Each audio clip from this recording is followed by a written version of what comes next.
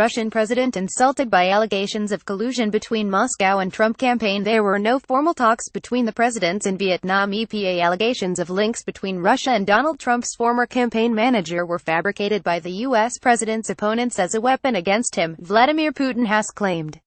Reports Mr. Putin's relatives had been in contact with the Trump administration were untrue, the Russian president told a briefing at the end of the Asia-Pacific Economic Cooperation Summit in Vietnam. He described claims of any Kremlin interference in the U.S. election as absurd. Earlier, Mr. Trump said the accusations had hurt Mr. Putin's feelings.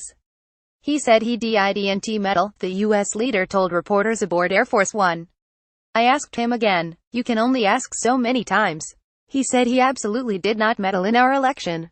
He did not do what they are saying he did. And I really believe that, when he tells me that he means it. Multiple U.S. intelligence agencies have concluded Moscow interfered in the 2016 election to an attempt to swing the vote in the Republicans' favor. Investigations are also underway to determine whether Trump campaign officials colluded with the Russians. President Trump has previously claimed the probes were a witch hunt and questioned the findings of U.S. spy agencies. Trump and Putin shake hands at the APEC summit. Speaking during a flight from Da Nang to Hanoi on Saturday, he suggested Democrats had created an artificial barrier to U.S.-Russia relations by accusing Moscow of meddling in the 2016 election. Mr. Trump's former campaign manager, Paul Manafort, has been indicted in the investigation along with his former deputy Rick Gates, on charges including conspiracy to defraud the U.S. His former foreign policy advisor George Papadopoulos was also charged and has admitted lying to the FBI. Yet Mr. Trump claimed the allegations of election meddling were an artificial Democratic hit job that gets in the way of relations between Moscow and Washington. He said Mr. Putin was insulted by the claims. The two presidents spoke informally 2 or 3 times during the summit and, although they did not have a formal meeting, agreed a joint statement on the future of war-torn Syria. The statement said there was no military solution to Syria's conflict and called for political dialogue. Mr. Trump said the agreement would save tremendous numbers of lives. We did it very quickly, Mr. Trump said. We seem to have a very good feeling for each other, a good relationship considering we don't know each other well.